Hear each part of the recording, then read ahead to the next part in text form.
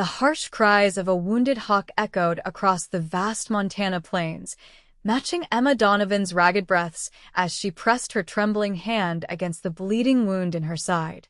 Her 5-year-old son Daniel whimpered beside her, his small fingers clutching at her skirt as they crouched behind a fallen log. The year was 1879, and the West was still wild enough to swallow a young widow and her child without leaving a trace. "Hush now, Danny," Emma whispered, her voice tight with pain. "We need to be quiet as mice, remember?"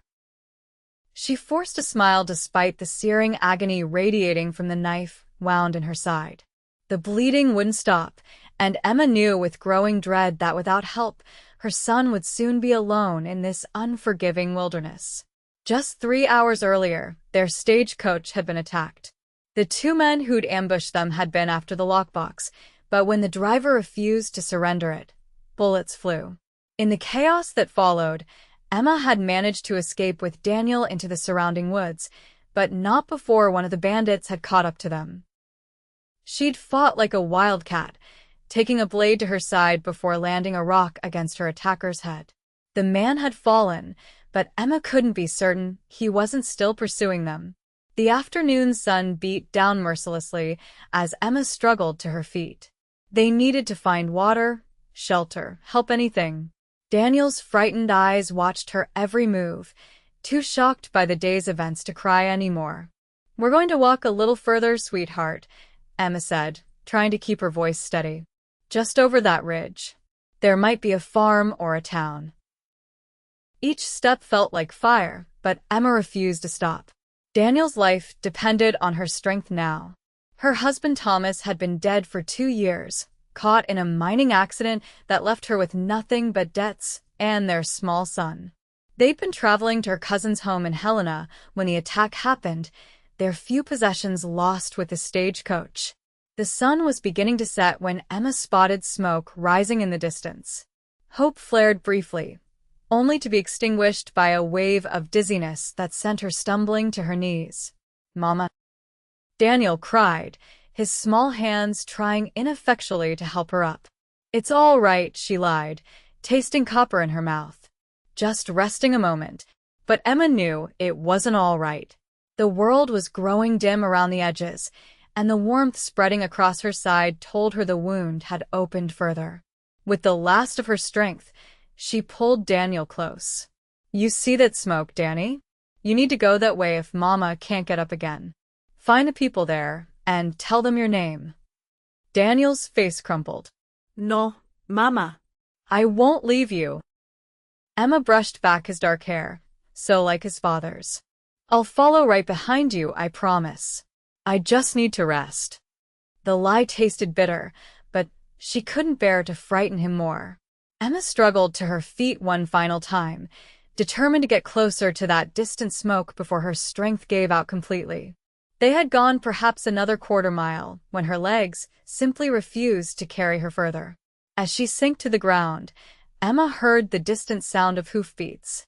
Fear and hope warred within her. Bandits or salvation, she couldn't be sure. She pushed Daniel behind her, reaching for a heavy branch to use as a weapon if needed. "Stay behind me, Danny," she whispered, gathering her waning strength. A lone rider appeared, silhouetted against the darkening sky. A tall man on a chestnut horse, his face shadowed by a wide-brimmed hat. Emma raised the branch, her arms shaking with the effort. "Stay back," she called, her voice weaker than she'd intended. The rider slowed, then dismounted carefully, keeping his distance. "Madam, I mean no harm." His voice was deep, with a gentle drawl. "Name's Noah Ingram. This is my land you're on." Emma swayed on her feet, the branch suddenly too heavy to hold. "We were attacked. Stagecoach. Men with guns." She saw the man Noah step forward quickly as her knees buckled. The last thing Emma remembered was Daniel's frightened cry and strong arms catching her before she hit the ground. The sensation of being carried, of movement without effort, filtered through the haze in Emma's mind. Pain still radiated from her side, but something sturdy pressed against the wound, stemming the flow of blood. She forced her eyes open to see a strong jawline above her, stubbled and set with determination. "Daniel," she whispered, panic rising as she couldn't see her son. "Your boy's right here, madam," the man replied, nodding to his side where Emma could now see Daniel riding double on the chestnut horse, his small hands clutching the saddle horn. "He's safe.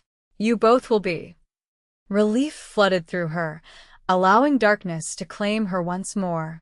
When Emma next woke, she was lying on something soft, a real bed with clean sheets that smelled of lice soap and sunshine. For a moment, she thought she must have dreamed the entire ordeal. Then the pain in her side pulsed, bringing reality crashing back. "Daniel," she called, trying to sit up and immediately regretting it as agony tore through her. "Easy now," came that same deep voice from before. The man Noah stepped into view, his features clearer now in the lamplight. He was younger than she'd first thought, perhaps 30, with kind brown eyes that crinkled at the corners and hair the color of wheat touched by sun. "Your boy's asleep in the next room. First time he's closed his eyes since you got here." Emma sank back against the pillows, relief making her limbs heavy. "How long?" "Going on 2 days now," Noah replied, bringing a cup of water to her lips. "You've been in and out, mostly out. Doc Jenkins rode out yesterday, stitched you up proper. Said you're lucky the knife missed anything vital, but you lost a fair amount of blood." Emma drank gratefully, then examined her surroundings. The room was simple, but comfortable, a man's room with few adornments. A ranch house, she guessed, solidly built and well-maintained. "This is your home?" she asked. Noah nodded. "Ingram Ranch. Not much compared to some spreads, but it's mine, free and clear." Pride touched his voice briefly. "You'll heal here, madam. Both of you can stay as long as needed." Something in the way he said it, "you'll heal here," carried a promise that went beyond the physical wound in her side. Emma felt tears prick her eyes for the first time since the attack. "Thank you," she whispered. I'm Emma. "Emma Donovan." Noah's smile was gentle. "Rest now, Mrs. Donovan. Everything else can wait till morning." As he turned to leave, Emma called out, "Wait, please. I need to see my son." Noah hesitated, then nodded. "Just for a moment. You need your rest." He disappeared briefly, returning with a sleepy Daniel in his arms. The boy's eyes widened when he saw Emma awake. "Mama," he cried, scrambling from Noah's arms to the edge of the bed. "Careful of your mama's side, little man," Noah cautioned, helping Daniel settle gently beside Emma. Emma wrapped her arm around her son, breathing in his familiar scent. "Were you brave for Mr. Ingram?" she asked softly. Daniel nodded solemnly. "I helped with the horses.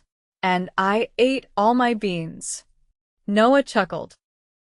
"Best ranch hand I've had in ages." The simple domesticity of the moment struck Emma suddenly, this kind stranger, her son, the safe, warm room after so much fear and pain. Tears spilled over before she could stop them. "Hey now," Noah said, his voice softening. "None of that. You're safe here, both of you." Emma nodded, unable to speak past the lump in her throat. Noah seemed to understand, gently lifting Daniel from the bed. "Time for both of you to get some sleep. Morning comes early on a ranch." As he carried Daniel back to the other room, Emma found herself watching the broad shoulders of this man who had saved them both, wondering what twist of fate had placed him in their path at the exact moment they needed him most. The next few days passed in a blur of sleep and healing. Emma learned that Noah's ranch was about 20 miles from the nearest town of Willow Creek, a growing community that had sprung up around the mining operations in the area. He lived alone, with only occasional help from local men during the busiest seasons. On the 4th day, Emma insisted on getting out of bed, despite Noah's protests. "Doc said a week of bed rest at minimum," he reminded her, hovering nearby as she carefully swung her legs over the side of the bed. "I've imposed on your hospitality enough," Emma replied, wincing as she tested her weight on unsteady legs. I need to contact my cousin and Helena, let her know what happened. Noah's expression was stubborn. I've already sent word with Ben Wilson when he rode through yesterday. Your cousin will know you're safe here, and when you're well enough to travel. Emma sank back onto the bed, equal parts frustrated and grateful. You've thought of everything, haven't you, Mr. Ingram? A smile tugged at the corner of his mouth. Noah, please. And I've had practice taking care of folks. My pa was laid up with his back for 3 winters before he passed. Something in his tone made Emma look more closely at him. You've been alone here since then? Noah shrugged, suddenly interested in adjusting the curtains.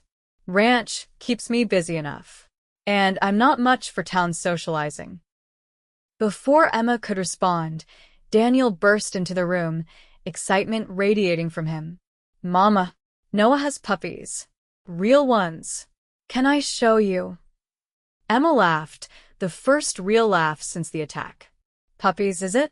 And here I thought Mr. Ingram was a serious rancher. Noah's expression softened as he looked at Daniel. My cattle dog had a litter 6 weeks back.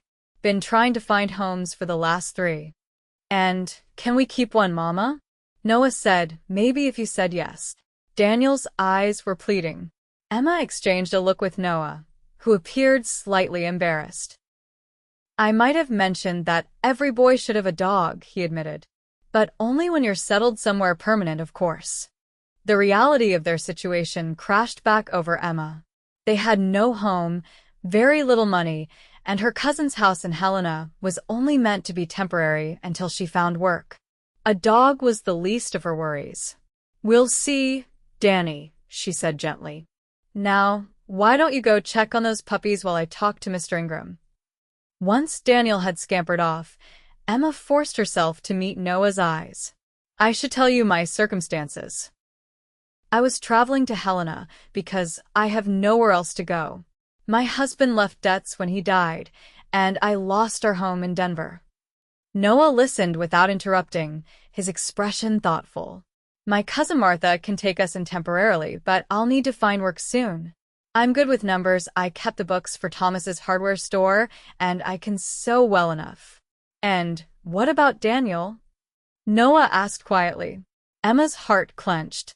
It was the question that kept her awake at night. I'll manage. We'll manage. Noah was silent for a long moment, then said simply, no need to rush decisions. You need to heal first, Mrs. Donovan. Emma, please, she corrected automatically. Emma, he repeated, and something in the way he said her name made her chest tighten in an unfamiliar way. Now, if you're determined to be up and about, perhaps you'd join me and Daniel for lunch? Mrs. Peterson from the neighboring farm brought over a stew yesterday. Emma nodded, grateful for the change of subject. I'd like that. Though I may need your arm for the journey to the kitchen. Noah offered his arm with a formality that made her smile despite herself. As they walked slowly from the bedroom, Emma couldn't help but notice the little touches that spoke of Noah's solitary life, the practical furniture, the lack of decorative items, the general tidiness of a man who had no one to impress or please but himself. The kitchen was warm and inviting, however, with a large wood stove and a sturdy table where Daniel already sat, swinging his legs impatiently. You're up, Mama, he exclaimed as if this were a marvelous surprise, though he'd seen her just minutes before. I am indeed, Emma replied, lowering herself carefully into the chair Noah held out for her. And I hear we're having stew. Noah busied himself at the stove while Emma took in more of the house. Through the window, she could see a well-maintained barn and corral, with several horses grazing in a nearby pasture. Beyond that stretched rolling grassland dotted with cattle. It was beautiful country, wilder than the outskirts of Denver where she'd lived, but with its own rugged charm. It's not much, Noah said, noticing her gaze as he placed a bowl of fragrant stew before her. But the land's good for cattle, and I manage to turn a profit most years. It's lovely, Emma said sincerely. Peaceful. A ghost of a smile crossed Noah's face. That it is. though it gets mighty quiet in the winters. They ate in comfortable silence for a while, broken only by Daniel's enthusiastic description of the puppies and his morning adventures exploring the barn under Noah's watchful eye. And Noah has a secret apple tree, Mama, with real apples that are almost ready. Noah chuckled. Hardly secret, just tucked behind the house where it gets good sun. My mother planted it when I was about your age, Daniel. Did you grow up here? Emma asked, genuinely curious about this quiet man who had opened his home to strangers. Noah nodded, his expression growing distant. Born in this very house. My parents came out from Tennessee after the war, started with nothing but determination and 20 acres. Built it up to what you see now, 300 acres, decent herd of cattle, good water rights. The pride in his voice was unmistakable, and Emma found herself warming to this man who valued the legacy his parents had created. It reminded her of Thomas in the early days, before the gambling debts and broken promises. You've done well for yourself, she said. Noah seemed almost embarrassed by the compliment. I've been fortunate. And stubborn, according to most folks in town. Emma laughed softly. I suspect stubborn is a requirement for surviving out here. Their eyes met across the table, and for a moment, Emma felt a connection that went beyond gratitude to her rescuer. Noah Ingram was a good man, the kind Thomas had pretended to be, but never truly was. The thought came unbidden and left her unsettled. The moment was broken by Daniel tugging at Noah's sleeve. Can we show Mama the puppies now? Please? Noah glanced at Emma, concern in his eyes. Might be too far a walk for your mama today. The puppies are out in the barn. Disappointment clouded Daniel's face, and Emma hated to see it. Perhaps Mr. Ingram could carry the puppies here, she suggested. Just for a shore visit. Noah's expression softened. I reckon we could manage that. Wait here, little man. After Noah left, Daniel climbed into Emma's lap, careful of her wounded side. I like it here, Mama, he whispered. Noah says I can help him with the chickens tomorrow. Emma stroked his hair, her heart heavy with the knowledge that this interlude couldn't last. That's very kind of him. Can we stay, Mama? Instead of going to Cousin Martha's? The innocent question made Emma's throat tighten. Oh, Danny, it's not that simple. This is Mr. Ingram's home, not ours. But he has so much room. And he's all alone. Daniel persisted with a child's straightforward logic. And he likes us. He told me so. Before Emma could formulate a response, the back door opened, and Noah entered carrying a squirming bundle of puppies. 3 of them, black and tan with white patches, tumbling over each other as he set them on the clean kitchen floor. Daniel slid from Emma's lap with a cry of delight, immediately on the floor with the puppies climbing over him. His laughter filled the kitchen, a sound Emma realized she hadn't heard nearly enough in the difficult months since Thomas's death. Noah stepped back, watching the scene with a smile that transformed his serious face. Catching Emma's eye, he shrugged slightly. Every boy should have this joy at least once, he said quietly. Something shifted in Emma's heart at those simple words and the genuine care behind them. This man, who owed them nothing, had not only saved their lives but seemed determined to provide moments of happiness for her son. Thank you, she said, putting all her feeling into those inadequate words. Noah nodded, seeming to understand what she couldn't express. It's no hardship having you both here, he said. Truth is, the house hasn't felt this alive in years. The admission hung in the air between them, full of meaning neither was ready to acknowledge. Over the next week, Emma's strength returned steadily.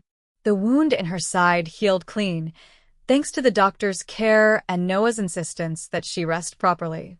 Despite her protests, Noah refused to let her take on any household tasks, though he did allow her to sit at the kitchen table and help Daniel with his letters. Emma learned more about Noah through their evening conversations after Daniel was asleep. How he'd cared for both parents through long illnesses, his father's back injury from a fall from a horse, his mother's consumption that finally took her 3 years ago. How he'd had to abandon his own plans to attend college back east, choosing instead to keep the ranch his parents had built. "Did you resent it?" Emma asked one evening as they sat on the porch, watching the sunset paint the sky in shades of pink and gold. "Giving up your dreams for theirs?" Noah considered the question, rolling a cup of coffee between his palms. "At first, maybe," he admitted. "I was 22, thought I knew everything. Wanted to study engineering, maybe work on the railroads." What changed? Pa got hurt that same year. Watching him struggle, seeing how it broke his spirit to think he might lose everything he'd built. Noah shook his head. Some things matter more than personal ambitions. Family. Legacy. Doing right by those who sacrificed for you. Emma nodded, understanding all too well the weight of obligation. Thomas was different, she found herself saying. Always chasing the next opportunity, convinced fortune was waiting just around the corner. Noah was silent, allowing her to continue if she wished. "I loved him for his dreams at first," Emma said softly. "His certainty that he could provide us a wonderful life. But dreams without hard work behind them." She trailed off, then added, "When he died, I found gambling debts I never knew existed. Lost our home, nearly everything." "I'm sorry," Noah said simply. Emma smiled sadly. The hardest part was explaining to Daniel why we had to leave the only home he'd known. He's so young to understand loss. "Children are resilient," Noah observed, watching as a moth fluttered around the porch lantern. "More than we give them credit for. Daniel's a strong boy, like his mother." The compliment warmed Emma unexpectedly.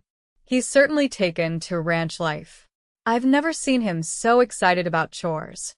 Noah laughed. "Boys his age crave purpose. Feeling useful. He's a natural with animals, got my shyest mare eating from his hand yesterday." Emma studied Noah's profile in the fading light, struck by how comfortable this man was with her son, how patient and understanding.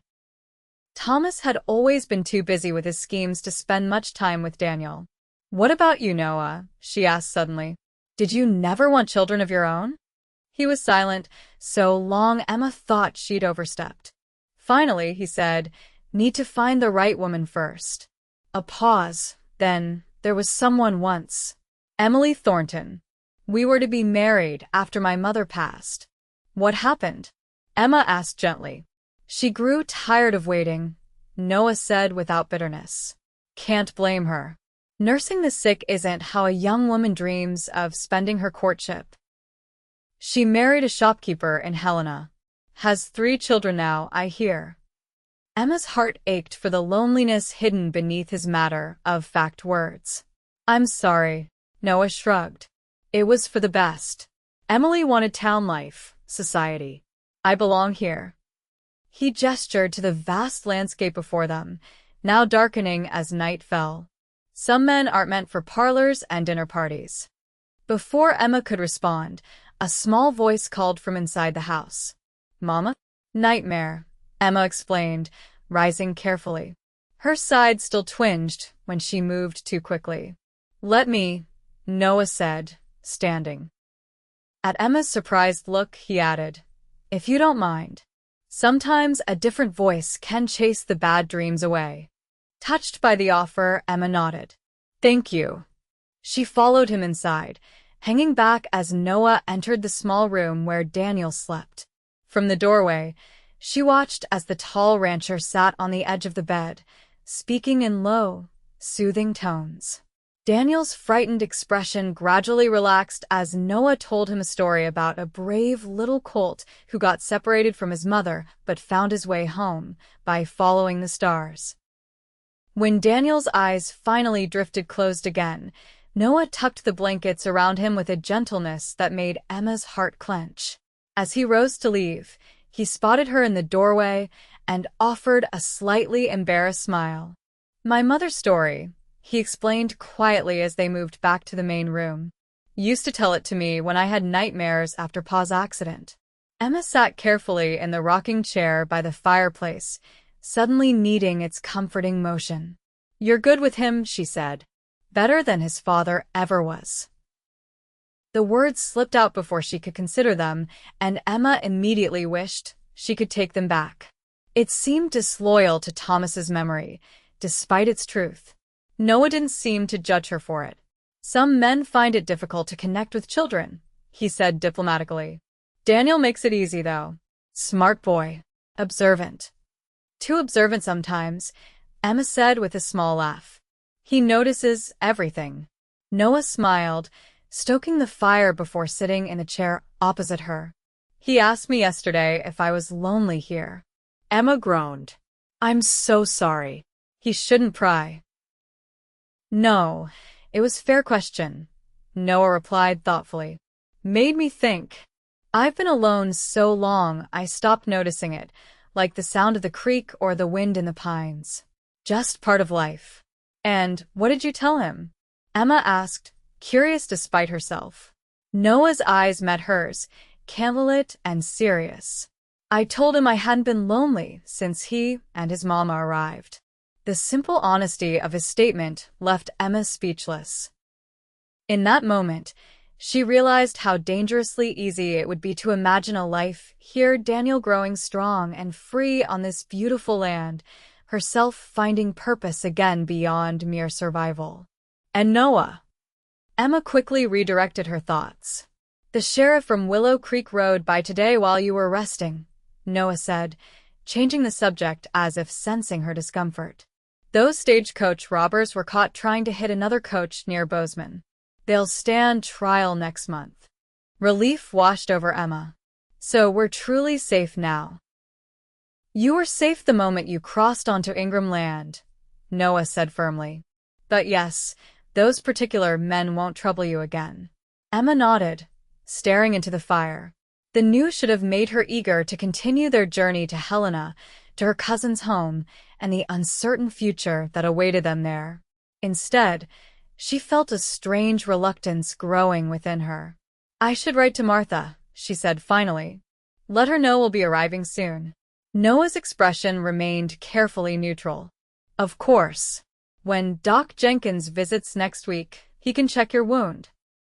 If he gives his approval, I'll take you both to Willow Creek to catch the stage." "That's very kind," Emma said, hating the formality that had suddenly sprung up between them. Noah rose, placing another log on the fire. "It's late. You should rest." As he turned to leave, Emma called softly, "Noah?" He paused, looking back at her. "Thank you. For everything."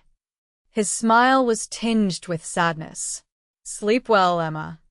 The days that followed held a bittersweet quality that Emma couldn't quite name. Daniel continued to thrive, following Noah around the ranch and soaking up knowledge like a sponge. Emma's strength returned more fully, allowing her to take short walks around the property and even help with some light cooking, despite Noah's continued protests that she should rest. Yet there was a new awareness between them, an unspoken acknowledgement that their time together was limited. Emma caught Noah watching her sometimes when he thought she wouldn't notice, his expression thoughtful. For her part, she found herself studying him more often, the careful way he explained things to Daniel, the quiet confidence with which he ran the ranch, the rare but transformative smile that made him appear years younger. On the afternoon before Doc Jenkins was expected, Emma sat on the porch mending one of Daniel's shirts while watching her son and Noah in the corral. Noah was teaching Daniel how to approach a young horse, his hands gentle on the boy's shoulders as he guided him forward. "That's it, nice and easy," Noah's voice carried across the yard. "Let him smell your hand first." "Good." Now just a gentle touch on his neck. Daniel's delighted laugh when the colt nuzzled his palm made Emma's heart swell. In just 2 weeks, Noah had given her son confidence she'd never seen before. The timid boy who'd clung to her skirts in Denver had blossomed in the open spaces of the ranch, under the patient guidance of a man who asked nothing in return. Mrs. Peterson, the neighbor who had brought the stew, approached from the side of the house, startling Emma from her thoughts. Didn't mean to frighten you, dear, the older woman said with a kind smile. Noah said you were on the mend, so I thought I'd stop by with some fresh bread and jam. That's very kind. Thank you, Emma replied, setting aside her mending and taking the offered basket. Mrs. Peterson settled onto the porch step, her eyes drifting to the scene in the corral. Does my heart good to see that, she remarked. Noah's been too alone since his mama passed. Emma wasn't sure how to respond, so she simply nodded. Known that boy since he was born, Mrs. Peterson continued. Watched him give up his own dreams to care for his folks, never complaining once. This ranch has been blessing and burden both for him. He seems to love it, Emma observed. Oh, he does. But a man needs more than land and cattle to make a life. Mrs. Peterson's shrewd eyes turned to Emma. My Frank and I had 50 years together before he passed. Best years of my life, even with all the hardships. That's what Noah needs, someone to share the load. Emma felt heat rising in her cheeks. Mrs. Peterson, the older woman, patted her hand. Don't need to say anything, dear. Just an old woman thinking out loud. She rose with surprising agility for her years. You'll all be coming to the harvest dance in town next week, I hope. Whole community will be there. Emma shook her head. Actually, we'll be leaving for Helena soon. Once the doctor says I'm well enough to travel. Something like disappointment crossed Mrs. Peterson's face. Is that so? Well, that's a shame. Daniel seems right at home here. As if on cue, Daniel's voice carried across the yard. Look, Mama. I'm petting him. Emma waved, forcing a smile. He's adapted well, but we have family waiting for us. Mrs. Peterson nodded thoughtfully. Family's important, no doubt. Just make sure you're running to something, not away from something, dear. Before Emma could puzzle out this cryptic advice, the older woman was heading back toward the path that led to her own farm, leaving Emma with a basket of bread and unsettled thoughts. That evening, dinner was quieter than usual. Daniel chattered about his day with the horses, but both adults were subdued. When Daniel was finally tucked into bed, Emma joined Noah on the porch, wrapping a shawl around her shoulders against the cooling night air. Mrs. Peterson brought bread, she said, for lack of a better opening. Noah nodded. She's a good neighbor. Helped care for my mother in her final days. She invited us to a harvest dance in town. Next Saturday, Noah confirmed. Whole county turns out for it. Good food, music. Daniel might enjoy it. Emma hesitated, then said softly, We'll be gone by then.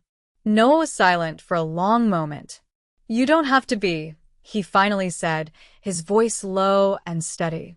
Emma's heart skipped a beat. What? Noah turned to face her fully, his expression more open than she'd ever seen it. Stay, Emma. You and Daniel.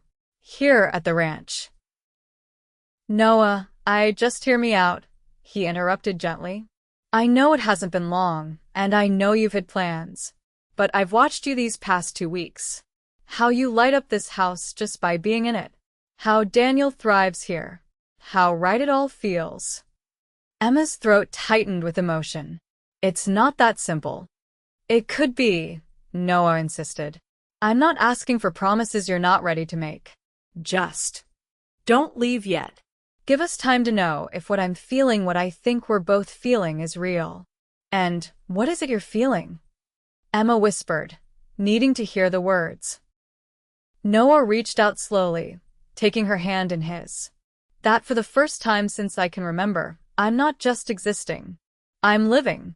Because of you and Daniel. Tears pricked Emma's eyes. We've been nothing but a burden. No, Noah said firmly. You've been a gift. One I never expected and don't deserve, but one I'm asking you not to take away. Not yet. Emma looked out at the darkness, at the land that had begun to feel like home with a swiftness that frightened her. My cousin is expecting us, she said weakly. And she'd understand if you wrote to say you needed more time to recover, Noah countered. Stay through the harvest at least. If you still want to leave then. He left the sentence unfinished, but the implication was clear. He wouldn't try to stop her, but he hoped she would choose to stay.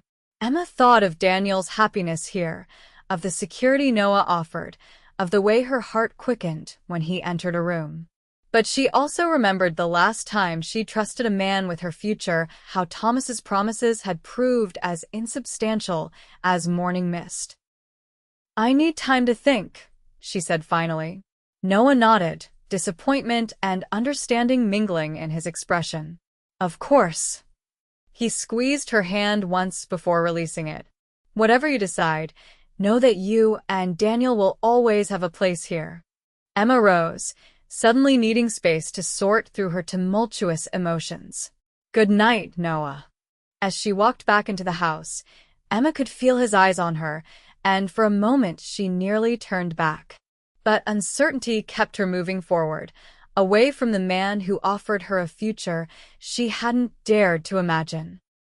Sleep eluded Emma that night. She tossed in bed, Noah's words echoing in her mind. "Stay." Such a simple request, yet it carried the weight of a lifetime's commitment. Not just for her, but for Daniel too. Could she trust again after Thomas? Noah was different, steadier, more honest. In 2 weeks, he'd shown more integrity than Thomas had in years of marriage. But still, the fear remained of making another mistake, of risking Daniel's happiness on her judgment of a man's character. Dawn was breaking when Emma finally drifted into uneasy sleep. She woke to the sound of Daniel's excited voice outside her window. "But I already told him we're staying. Mama's just being silly about it." Emma's heart sank as she recognized the conversation. Slipping quickly from bed, she dressed and made her way outside to find Daniel earnestly explaining to a bewildered-looking Noah why they shouldn't go to Helena. "Daniel," she called, her voice sharper than intended. "Come inside, please. Now." Her son turned, defiance and worry warring on his small face. "But Mama, inside, Daniel," Emma repeated firmly. With a last pleading look at Noah, Daniel trudged reluctantly toward the house. As he passed Emma, she bent and whispered, "We'll talk about this later. Go wash up for breakfast." Once Daniel was inside, Emma approached Noah, embarrassment heating her cheeks. "I'm sorry." "He must have overheard us last night." Noah's expression was carefully neutral. "Children have keen ears." "He shouldn't have spoken for me," Emma said, unable to meet Noah's eyes. "I haven't made any decisions." "I understand," Noah replied quietly. "And I meant what I said, no pressure, Emma. The choice is yours." Before she could respond, the sound of an approaching wagon caught their attention. Dr. Jenkins had arrived for her checkup, earlier than expected. The examination was brief, but thorough. "Healing nicely," the doctor pronounced, packing away his instruments. "You've had good care here." Emma felt Noah's presence in the doorway, though he kept a respectful distance during the examination. "Mr. Ingram has been very kind," she said. "Not surprising," Doc Jenkins replied with a knowing smile. "Noah's one of the best men in these parts. Half the unmarried women in the county have set their caps for him over the years." Emma's stomach tightened at this information, though she wasn't sure why. "Is that so?" Never gave any of them a second look, the doctor continued cheerfully, oblivious to her discomfort. Too focused on the ranch, on doing right by his parents' memory. He glanced toward Noah. "Until now, perhaps." Noah cleared his throat. "That's enough. Document. Mrs. Donovan doesn't need to hear town gossip." The doctor chuckled. "Not gossip, just observation. Now then, Mrs. Donovan, you're well enough to travel if you wish, though I'd advise against anything too strenuous for another week or so." "Thank you, doctor," Emma said automatically, her mind still processing his earlier words. After the doctor left, Noah busied himself in the barn while Emma prepared a simple lunch. Daniel remained unusually quiet, casting anxious glances at his mother whenever he thought she wasn't looking. Finally, Emma sat beside him at the table. "Danny, we need to talk about what you said to Mr. Ingram this morning." Daniel's lower lip jutted out. I just told the truth. We belong here, Mama. You know we do. That's not for you to decide, Emma said gently. And it certainly wasn't right to speak for me. But you like it here too, Daniel persisted. You smile more. And you like Noah, I can tell. Emma sighed, unsure how to explain adult complexities to a 5-year-old. It's complicated, Danny. Why? Papa's gone, and Noah is nice to us. He said we could stay forever if we wanted. Daniel, marriage isn't just about having a home. Who said anything about marriage? Daniel asked, his eyes wide with childhood innocence. Emma realized her mistake too late. I just meant, living in someone's home permanently is a big decision. But Noah wants us to stay, Daniel said with the simple logic of childhood. And we want to stay. So, why can't we? Put that way, Emma found herself struggling for a reasonable answer. Why couldn't they stay? Pride? Fear? Memories of past mistakes? I need to be sure it's the right decision for both of us, she said finally. Daniel considered this. Can we at least go to the dance Mrs. Peterson talked about? Before we decide. The request was so reasonable, so innocent, that Emma found herself nodding. I suppose we could stay that long. Daniel's face lit up with triumph. And, can I have one of the puppies? Noah said the runt might be perfect for me. Emma laughed despite herself. One decision at a time, young man. Later that afternoon, Emma found Noah mending a fence near the corral. She watched him work for a moment, admiring the efficiency of his movements, the way the muscles in his arms flexed as he hammered a nail into place. Need something, Emma? He asked without looking up, somehow sensing her presence. I wanted to let you know we'll be staying until the harvest dance, she said. If that's still all right with you. Noah set down his hammer, turning to face her fully. More than all right. It doesn't mean I've decided anything beyond that, Emma added quickly. But Daniel wants to attend the dance, and I'm not ready to leave just yet. Something like hope flickered in Noah's eyes. I understand. And I meant what I said, no pressure. Just time to see what might be possible between us. Emma nodded, suddenly shy. Thank you. As she turned to go, Noah called after her. Emma? She looked back. I'd be honored if you'd save me a dance on Saturday. Despite herself, Emma smiled. I'd like that. The days leading up to the harvest dance passed quickly.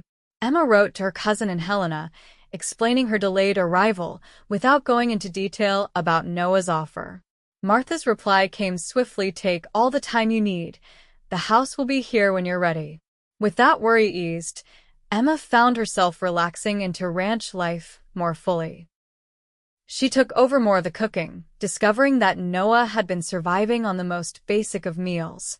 Her mother's recipes for apple pie and beef stew brought a look of such appreciation to his face that Emma couldn't help feeling a surge of pride.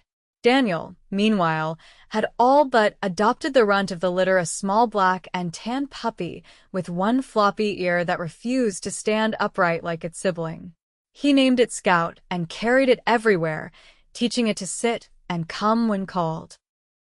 You know he's going to be heartbroken if we leave, Noah said quietly one evening as they watched Daniel playing with the puppy in the yard. I know, Emma admitted. It's one more complication. Noah turned to her, his expression serious. I don't want you to stay because of a puppy, Emma. Or even because it would make Daniel happy, though that matters. I want you to stay because you want it, because you can see a future here. With me. The directness of his words both frightened and thrilled her. I'm trying to imagine that future, she admitted. But I've made mistakes before, trusted unwisely. Your husband? Noah asked gently. Emma nodded. Thomas was charming, full of big plans and bigger promises. I believed in him completely, even when the evidence suggested I shouldn't. And now you're afraid to trust your judgment again, Noah concluded. Wouldn't you be? Emma challenged. I have Daniel to consider. I can't afford another mistake. Noah was quiet for a moment, then said, "The day I found you both, you were wounded, bleeding, exhausted, but you were still standing between your son and what you thought might be danger. That's not the judgment of a foolish woman, Emma. That's the courage of a mother who would do anything to protect her child." His words struck her deeply. For so long, Emma had doubted herself, blamed herself for not seeing Thomas's flaws sooner, for not protecting Daniel from the upheaval that followed his father's death. Noah saw strength where she had only seen failure. "Trust that same instinct now," Noah continued softly.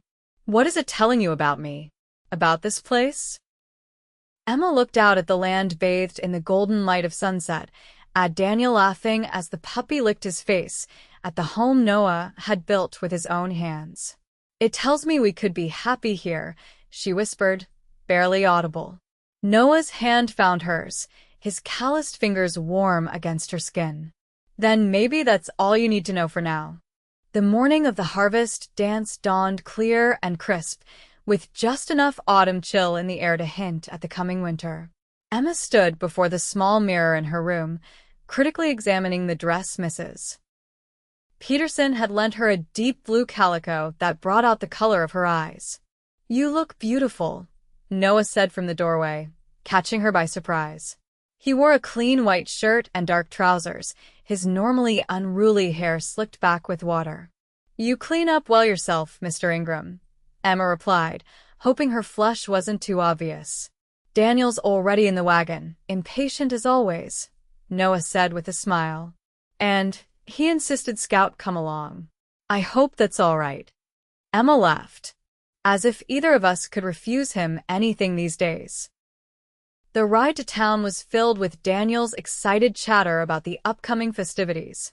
Willow Creek was small but growing, with a main street boasting a general store, saloon, church, and the newly built town hall where the dance would be held.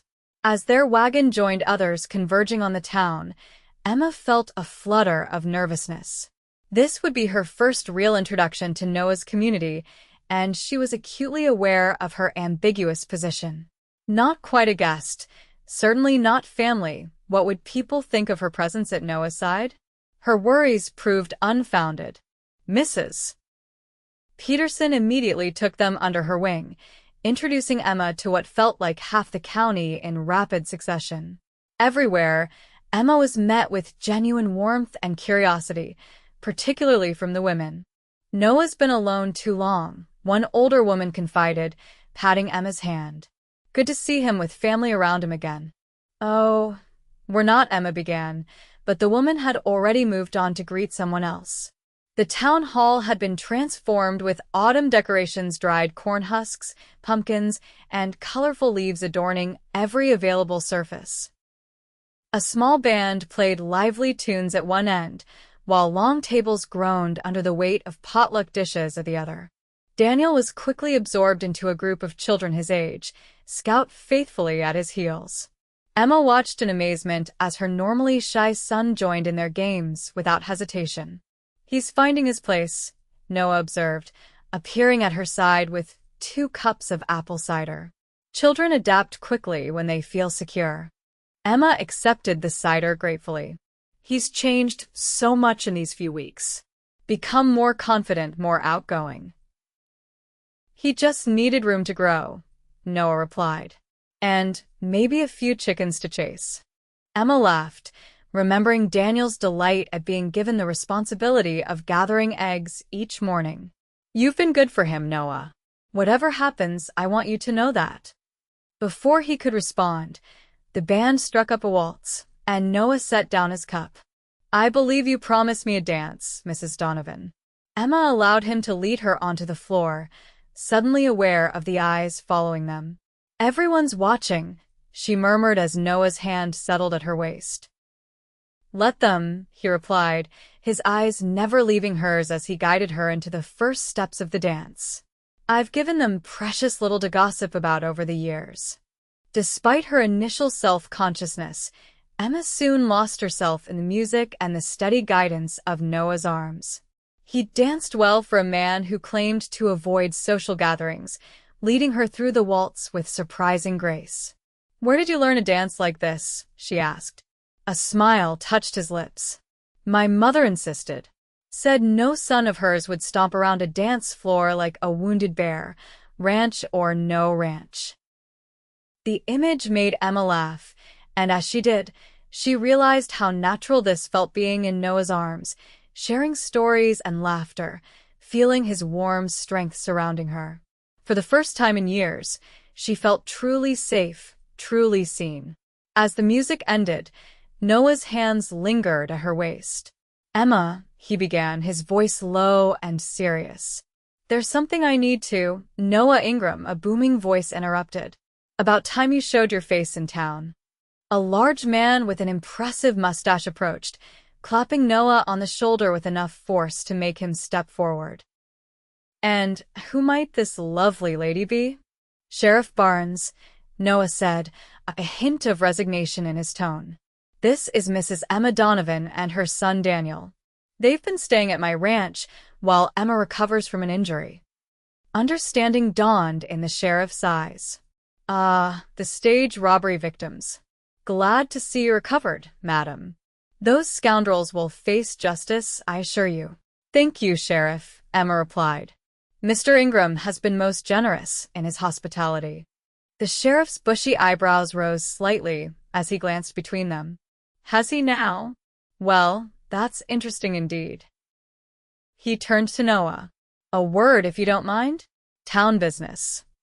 Noah's jaw tightened almost imperceptibly, but he nodded. "Excuse me a moment, Emma." As the two men stepped away, Emma found herself surrounded by a group of curious women, all eager to learn more about the stranger who had apparently caught the attention of Willow Creek's most eligible bachelor. "Noah's never brought anyone to the harvest dance," one younger woman remarked, not quite managing to hide her disappointment. "He's such a dear man," another added. "So devoted to his parents, and now the ranch." But everyone's wondered when he might start thinking of his own family. Emma felt increasingly uncomfortable under their scrutiny. "Mr. Ingram simply offered us shelter when we needed it," she explained. "He would have done the same for anyone." "Perhaps," Mrs. Peterson said, appearing at Emma's side.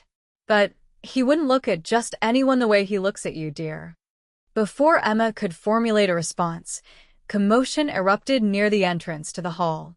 A man had staggered in, clearly drunk and belligerent.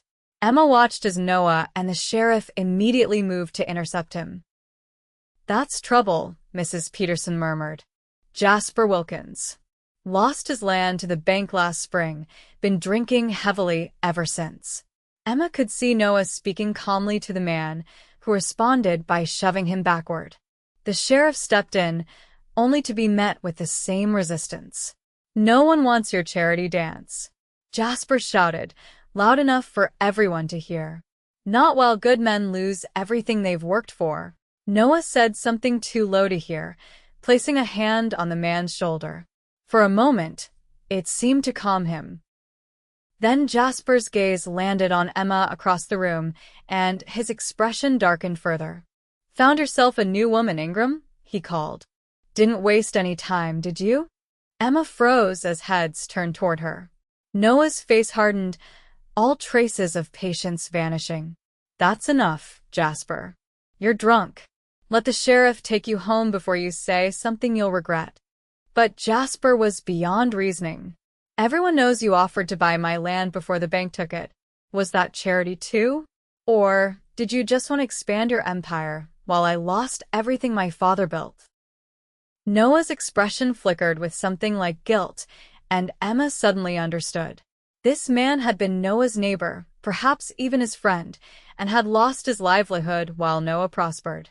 Before anyone could react, Jasper lunged forward, swinging wildly at Noah.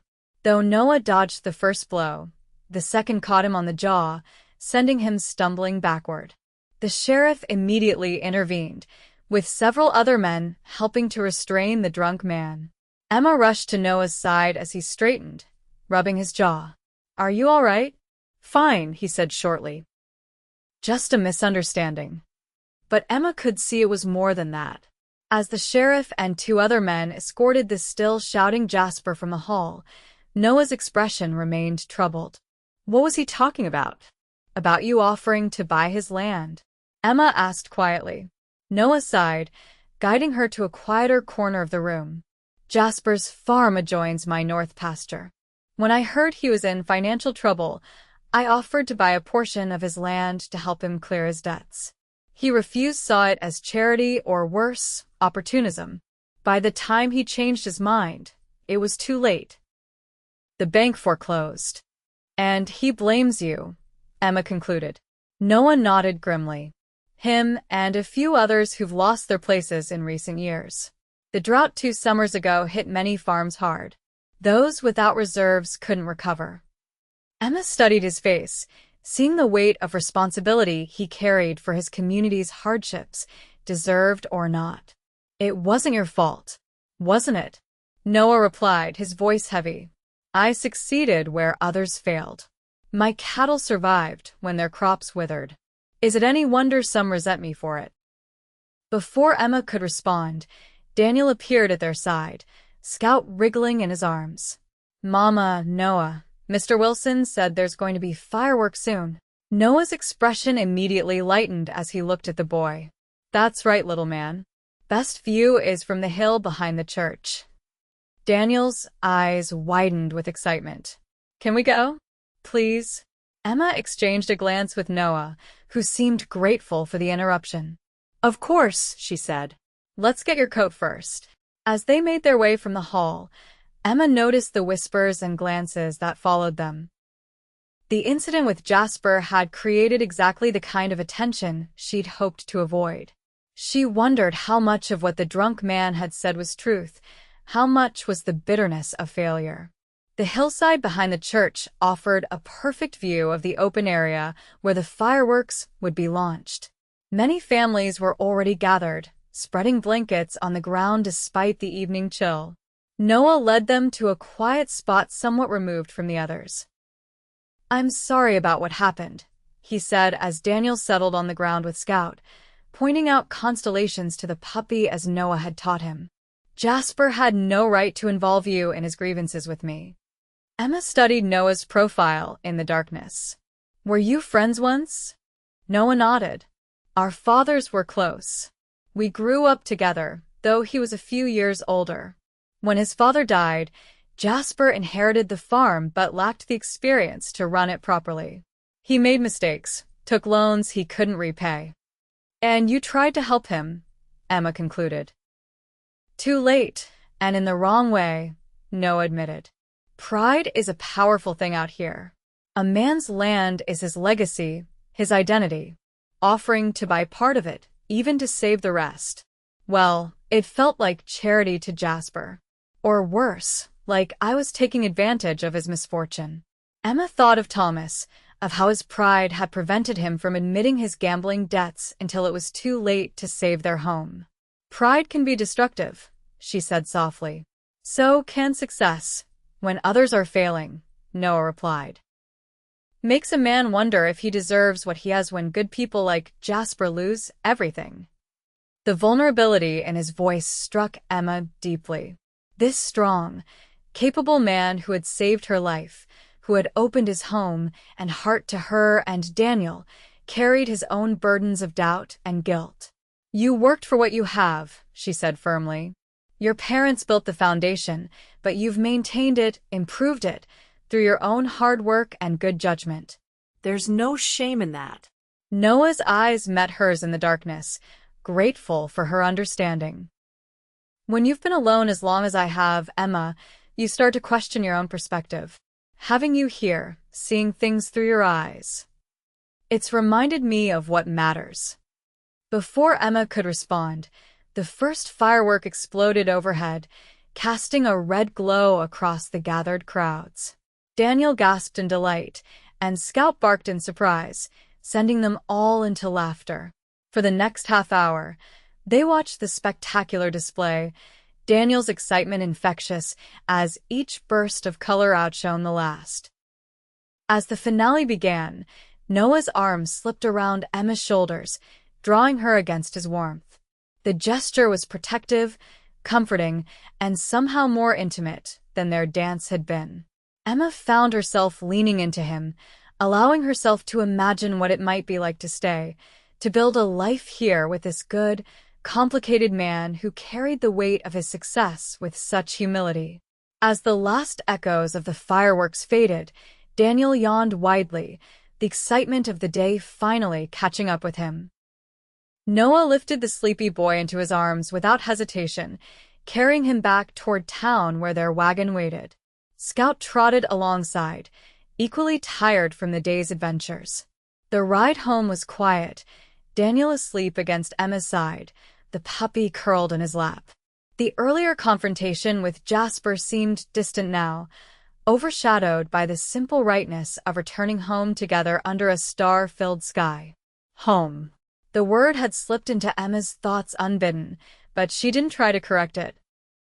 Somehow, in just a few weeks, Noah's ranch had become home in a way no place had felt since she'd lost her parents' house in Denver. "Penny for your thoughts," Noah said softly. "Careful not to wake Daniel." Emma smiled in the darkness. "I was thinking about home. What makes a place feel like home?" Noah was silent for a moment. "And what conclusion did you reach?" "That it's not the place itself," Emma replied thoughtfully. "It's the people, the feeling of safety, of belonging." The wagon slowed slightly as Noah turned to look at her. "And do you feel that? Here with me?" Emma's heart raced at the directness of his question. "Yes," she admitted. "More than I thought possible after everything that's happened." Noah's hand found hers in the darkness. "Then stay, Emma. Not just for Daniel, though I can see how happy he is here. Stay for yourself. For us." The moment stretched between them, filled with possibility. Emma thought of her cousin waiting in Helena, of the uncertain future that would await them there working for others, always struggling to make ends meet, never truly independent.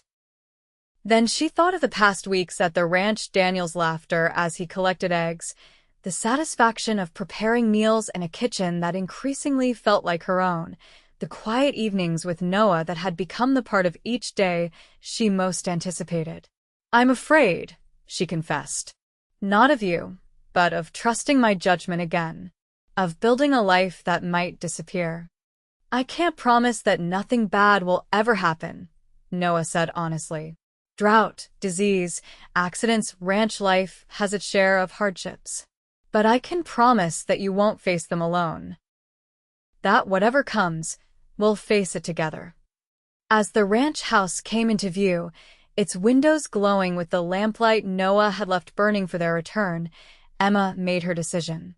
"Yes," she said simply. "We'll stay." Noah's hand tightened around hers, but he said nothing, allowing the significance of her words to settle between them. There would be time for plans, for discussions about what their future might look like. For now, it was enough to know they would face that future together. The following week passed in a whirlwind of activity. Emma wrote to her cousin explaining her decision to remain in Willow Creek and received a warm reply wishing her happiness and promising to visit in the spring. Mrs. Peterson and several other women from town called at the ranch, each bringing household items they insisted Emma would need: quilts, preserves, extra cutlery, and dishes to supplement Noah's bachelor supplies. Noah rode into town and returned with packages from the general store: fabric for new curtains and dresses, a proper coat for Daniel to replace his outgrown one, and a small box he wouldn't allow Emma to see. "For later," was all he would say, a mysterious smile playing at his lips. Daniel was overjoyed at the news they would be staying, his main concern being where Scout would sleep once the puppy grew too large for his bed. Noah solemnly promised to build a special dog bed that could sit beside Daniel's, a project the boy insisted on helping with immediately. On a crisp Saturday afternoon, 2 weeks after the harvest dance, Noah suggested they ride out to see the western border of the ranch. "There's a spot I want to show you," he said, helping Emma mount the gentle mare he'd selected for her. Daniel rode in front of Noah on his stallion, proudly holding the reins under Noah's guidance. They rode for nearly an hour, the landscape growing more dramatic as they approached a series of rolling hills. When they crested the final rise, Emma gasped at the view before them, a small valley nestled between protective ridges, a clear stream running through it, and at its center, a stand of cottonwood trees surrounding what appeared to be the ruins of an old cabin. "My grandfather's original homestead," Noah explained as they dismounted. "He built it when he first claimed the land, before moving to the current house site, which was better for winter grazing." Emma walked slowly toward the remains of the cabin, taking in the beautiful setting. The ruined walls stood only waist-high now, but she could see it had once been a snug, well-built structure. "It's beautiful here," she said, turning to find Noah watching her intently. "So peaceful." Daniel had already scampered down to the stream with Scout, searching for interesting rocks and sticks as boys have done since time began.